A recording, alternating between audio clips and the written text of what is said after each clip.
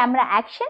ओम भगवते वासुदेवाय नमः। मैं सोनी मिश्रा पुराण रीडिंग बाय सोनी के चैनल में उपस्थित हूँ और आप सबका मेरे चैनल में स्वागत है। बिना टाइम को वेस्ट करते हुए आज हम पृष्ठ 8 पढ़ेंगे, पेज नंबर 8।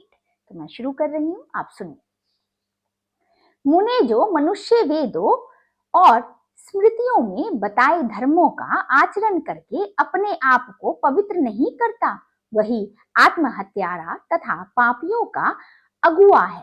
मुनीश्वर जो कर्म भूमि भारतवर्ष का आश्चर्य लेकर धर्म का आचरण नहीं करता, वह वेदज्ञ महात्माओं द्वारा सबसे अधम कहा गया है। जो शुभ कर्मों का परित्याग करके पाप कर्मों का सेवन करता है, वह कामधेनु का छोड़कर आक का दूध खोजता फिरता है। विप्रवर, इस प्रकार ब्रह्मा आदि देवता भी अपने भोगों के नाश से भयभीत होकर भारतवर्ष के भूभाग की प्रशंसा किया करते हैं। अतः भारतवर्ष को सबसे अधिक पवित्र तथा उत्तम समझा चाहिए। यह देवताओं के लिए भी दुर्लभ तथा सब कर्मों का फल देने वाला है। जो इस पुण्य में भूखंड में सत्कर्म करने के लिए उद्यत होता है, उसके समान भाग्यशाली तीनों लोकों में दूसरा कोई नहीं है। जो इस भारतवर्ष में जन्म लेकर अपने कर्म बंध को काट डालने की चेष्टा करता है, वह नर रूप में छिपा हुआ साक्षात नारायण है। जो परलोक में उत्तम फल प्राप्त करने की इच्छा रखता है, उसे आलस्य छोड़कर सत्कर्मों का अनुष्ठान करना चाहिए।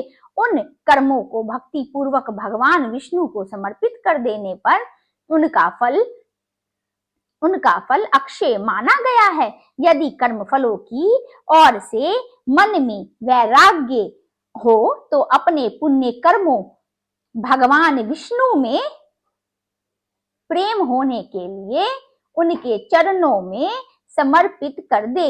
ब्रह्मलोक तले सभी लोग पुण्यक्षय होने पर पूर्ण जन्म देने वाले होते हैं, परंतु जो कर्मों का फल नहीं चाहता, वह भगवान विष्णु के परम पद को प्राप्त कर लेता है।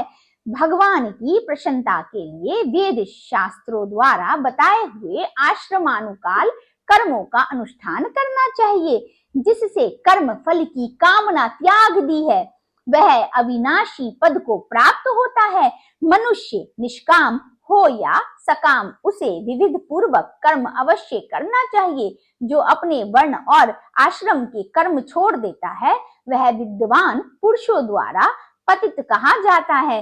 नारद जी सदाचार परायण ब्राह्मण अपने ब्रह्मा तेज के साथ वृद्धि को प्राप्त होता है। यदि वह भगवान के चरणों में भक्ति रखता है तो उस पर भगवान विष्णु बहुत प्रसन्न होते हैं। समस्त धर्मों के फल भगवान वासुदेव हैं। तपस्या का चरम लक्ष्य भी वासुदेव ही है। वासुदेव के तत्वों को समझ लेना ही उत्तम ज्ञान है तथा वासुदेव को प्राप्त कर लेने ही उत्तम गति है। ब्रह्मा जी से लेकर कीट पर्यंत यह संपूर्ण स्थावर जगम जगत वासुदेव स्वरूप हैं। उनसे भिन्न कुछ भी नहीं है। वे ही ब्रह्मा और शिव हैं। वो ही देवता, असुर तथा यज्ञ रूप हैं। वे ही यह ब्रह्मांड भी हैं। उनसे भिन्न अपनी पृथक सत्ता रखने वाली दूसरी कोई वस्तु नहीं है। जिनसे अत्यंत लघु और महान भी कोई नहीं है। उन्हीं भगवान विष्णु ने इस विचित्र विश्व को व्यापत कर रखा है। स्तुति करने योग्य उन देवाधिदेव श्री हरि को सदा प्रणाम करना चाहिए। इसी के साथ ओम भगवते वासुदेवाय नमः हमारा पृष्ठ 8 आज का कंप्लीट हुआ। मुझे कुछ लोगों ने ये बोला था इंस्टाग्राम पे कमेंट में कि आप पुराण के बारे में मैम क्या जानती हैं कि आपने एकदम से पुराण रीडिंग स्टार्ट कर दी।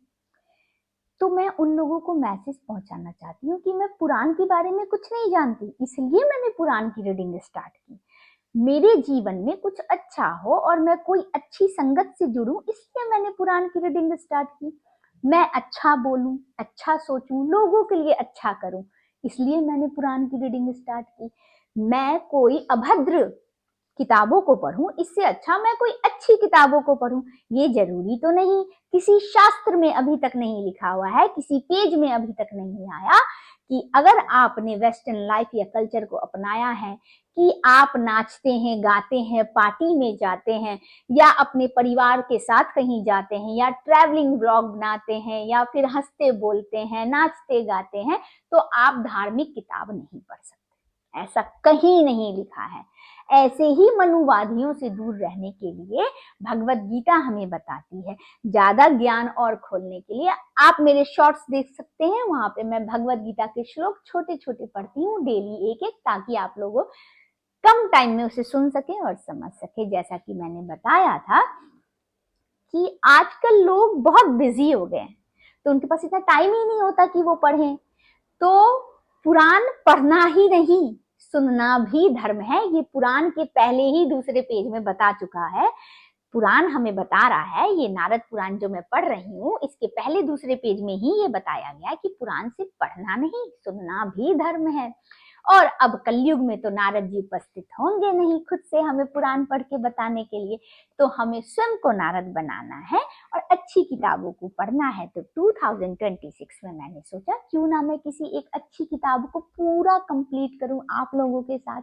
अगर आप लोगों के साथ मिलके पढ़ूंगी तो मेरा भी इंटरेस्ट अच्छा हो जाए। कई बार ऐसा होता है कि हम पढ़ते हैं, आधे पे रुक जाते हैं और फिर छोड़ देते हैं, लेकिन मुझे ऐसा नहीं करना है। सफर लंबा है, आप लोगों का साथ और प्रेम चाहिए मुझे। बाकी आप जीवन में जब कुछ अच्छा करने निकलेंगे तो आपको टोकने वाले, रोकने वाले, पैर को पकड़ के नीचे खींचने वाले बहुत मिलेंगे। तो ये तो बुरा करने वक्त भी मिलते हैं, तो क्यों ना हम बुरे को छोड़ के अच्छा करें, राइट। तो मैं आपको यही बताना चाहती हूँ कि मैं कोई कथावाचक नहीं हूँ, जैसा कि मैं हर बार अपनी वीडियो में बोलती हूँ। मैं सिर्फ रीडिंग कर रही हूँ ताकि मेरी रीडिंग अच्छी हो जाए और मैं किसी एक अच्छी किताब की संगत से जुड़ जाऊं और मेरे माध्यम से कुछ लोग जो सुने वो भी अच्छी किताब की संगत से जुड़ जाएं। बाकी आज के लिए मैं अपने चैनल को यहीं पे एंड कर रही हूँ।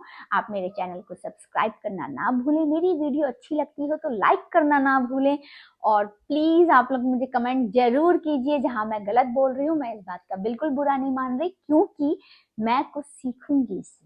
मैं यहाँ कुछ सीखने आई हूँ और अपने माध्यम से किसी को कुछ अच्छा सुनाने आई हूँ। मैं बिल्कुल भी यहाँ पे ईर्ष्या भावना लेके नहीं बैठी हुई हूँ।